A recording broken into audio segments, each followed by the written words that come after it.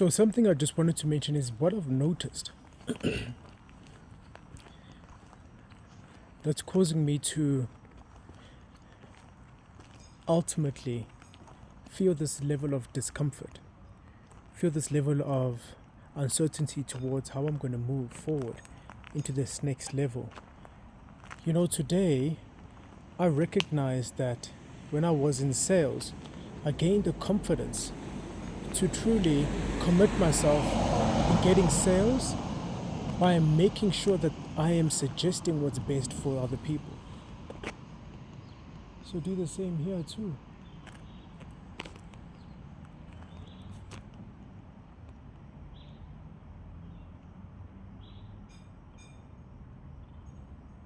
I think I'm just noticing something.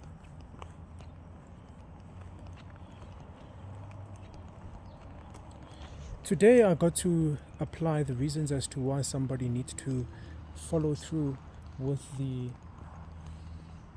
purchasing of the products. And by ultimately defining what it is that they need to do, what I got to understand was letting this individual see what was an actual priority. It got to the level which they now, when I actually started saying that these are the suggestions that you should do that will actually benefit you, what ended up happening is I was capable of portraying urgency towards what will benefit them. And right now, I'm realizing that I could do the same thing when I do my funnels. And I just literally say the same thing every time I do my ClickFunnels, which is highlighting, number one, the pain. Today, the blessing I realized is I didn't give anything for free. Because truth of the matter is, nobody really wants to buy because they're getting something for free. The reality is people really buy because there is a pain that they are going through. And this is the line that Tony Robbins said in the book, page 357, Awaken the Giant Within, the red cover. He says that people will do more to avoid pain than they'll do to gain pleasure. And that line alone is exactly what allows me to understand is how I get to raise my prices. Why? Because it's based off of the function of the cost that person is truly experiencing, not having the solution. And when you can portray, as Mount Gordon said, positioning, if you can show that the price they are currently paying, having the life that they are at, then it is not allowing them to feel the pain when they pay whatever price, which is far less than what they currently have and highly and even more rewarding than the rewards they're getting with the thing they're paying for. That's all you have to do. But now I'm starting to realize that every single time I do these little exercises with my coaches, a part of me kind of sinks in. And this is something I just wanted to express is I am finding myself constantly procrastinating completing these exercises because it's for me. I must do the exercise. I must find the why. Me. And because it only fills me up, I procrastinated forever. Today, in 2 hours, my session with my coach is starting. But I'm sick and tired of doing sessions with my coach where I have to do the reflection, I have to answer the questions, I have to do the exercises, I have to then hand it in, I have to get the feedback. The reason why I'm sick and tired of it because I'm full. I'm sick and tired of feeding myself. I want to stop feeding myself and start feeding others. I don't want to do those exercises. We can just talk about it. I can just tell you me doing that actual why exercise just briefly. I can just tell you, I went on to find a couple of people that were actually coaches that coached a lot about people pleasing, which is an actual thing that is very vital, which is why I know that a lot of the people that I'm going to serve came from the place of people pleasing, which allows me to understand that the people that I'm going to serve are dominantly women as a result of people pleasing, because people pleasing is a disease that literally has a great fear of disappointment. And one thing that the actual people pleaser symptom is, when you fail, you feel shame and regret and guilt because you attach the failure to your identity. That is what people pleasing causes you to do. And then as a result, you try to control the situation, you put such high standards, you self-compromise, and you ultimately play safe or procrastinate or constantly find yourself not taking action.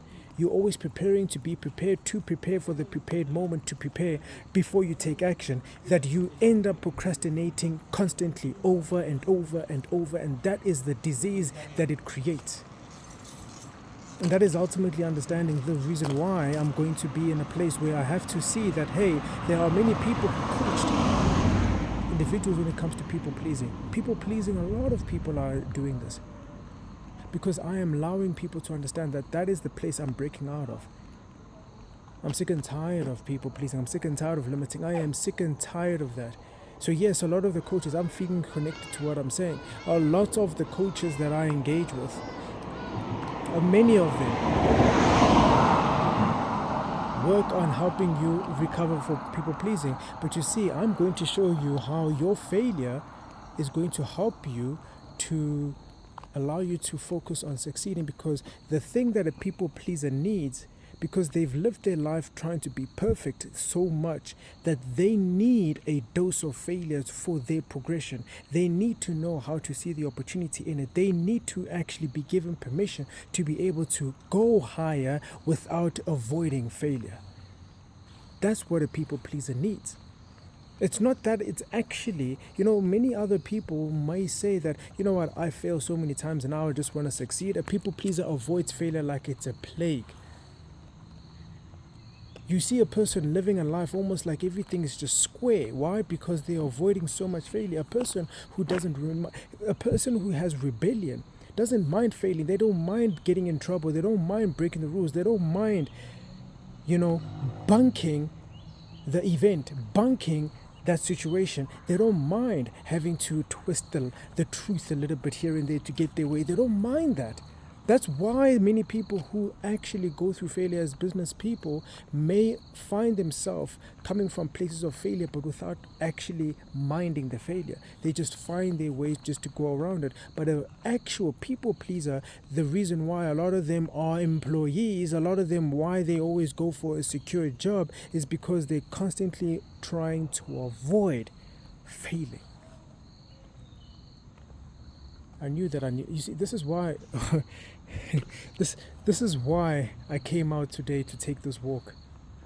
I knew that there was something in me that I needed to release that was absolutely super powerful. And this might actually be the video I'm going to release today. But the beautiful thing is, I want you to understand that the disease of people pleasing causes one to avoid failure. A person with people-pleasing behavior and habits and functions from that actual stronghold is an individual who avoids disappointing and avoids failure like it is something that will shatter them. Why? Because it does. It shatters their character, it shatters their confidence, it shatters their identity. They believe that this is where their worthiness is. This is why many women struggle with worthiness. Do you understand that a lot of your worthiness struggles and the stronghold that you've been suffering from, not feeling worthy, comes from your people-pleasing habit? Because when you found yourself disappointing the expectation, when you found yourself failing, you believed that your identity was attached to the outcome you received. And that's where you then put the standard of where your worthiness is.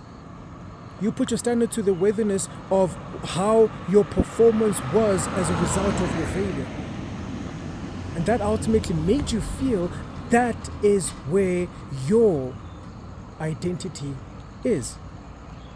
You identified yourself with your failure, and therefore you didn't actually start feeling worthy. And many people may bring you down and tell you how disappointed they are in you. And that's what you ultimately fear so much. So yes, I'm not trying to come cure your people pleasing. I'm coming here to tell you that the very thing that has been causing you shame is going to be your source of inspiration. It's going to be the thing that you're going to start looking for. I am going to show you that which used to suffocate you is going to be the source of your oxygen. Damn it, this is going to be your actual place of transformation. Believe it. I'm Bass Ebony Panther, and I'm coming to transform your life, to show you that you have lived this life the way that you've lived it for far too long. You deserve more, and now is the time. With all that being said, this is Bass Ebony Panther. Keep that in mind.